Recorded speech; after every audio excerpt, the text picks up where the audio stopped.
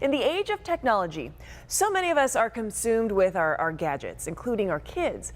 Dr. Richard Chaffoo has 5 reasons we need to help kids live heads up instead of heads down.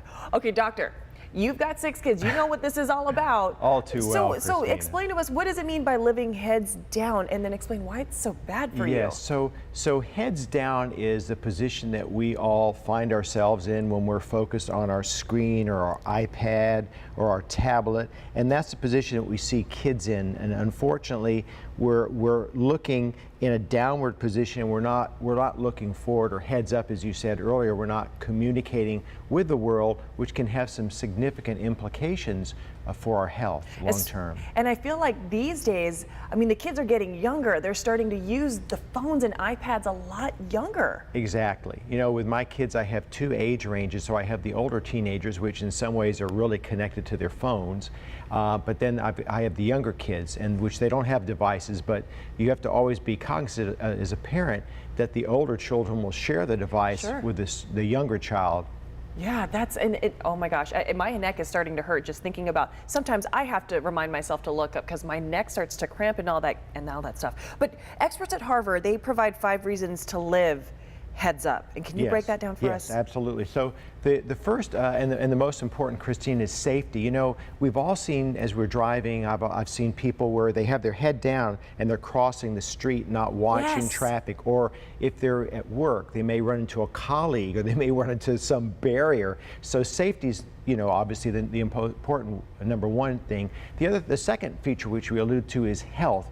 We know that the problem is that that when people are on these devices long term, that they're just not getting enough sleep, and kids are on these devices late at nighttime. And the other thing obviously is anxiety, because the social media that's out there that's pervasive for our young kids, whether it's Instagram or Snapchat, less Facebook, but certainly all of the social media, they're looking for, well, how many likes am I getting on this picture, and who's responding, and is that picture really a better picture than the one I put out there? So there is some anxiety that's created with that. And then we're beginning to lose our social connections. You know, as humans, we're very sociable, and so they're losing the ability to have conversations. They're learning the ability to build friendships. I noticed this with my teenagers. They had a play date, and there were about 6 teenage girls in my family room. And I heard no noise, and I told my wife, let me go downstairs and make sure everything is okay. And I went down, they were all sitting there on their devices. You're right next to each other. So I said, look, put your devices down and look up. Face-to-face conversations. Face-to-face conversations. And also we're losing connection with our physical world. We live in a beautiful city, so that's something that we're losing touch with. Oh my goodness. Okay, so how can we help our kids live heads up? Yes, so the most important thing is lead by example. So not do what I say, do what I do. I have my phone with me, obviously, for work, for patients, as does my wife, but we want to make a concerted effort to put that phone away when there are certain family times. For example, what we do as a family is if we're going to have a meal together, my wife makes sure everybody puts their phone up in the center of the table. There's definitely some pushback from the teenagers on that, to be off the phone for a while, but it forces them to then connect with one another.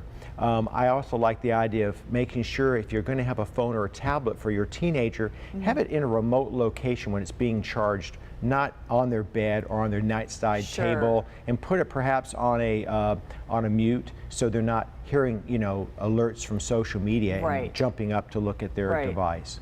Okay, so these are all good tips, and I think at the end of the day, it's just practice. You got to practice these things. Definitely. It's a process. Oh, Dr. Chaffoo, thank you so much. And I mean, these are great tips for kids, but for adults as well, Absolutely. right? Okay, thank you. Thank you.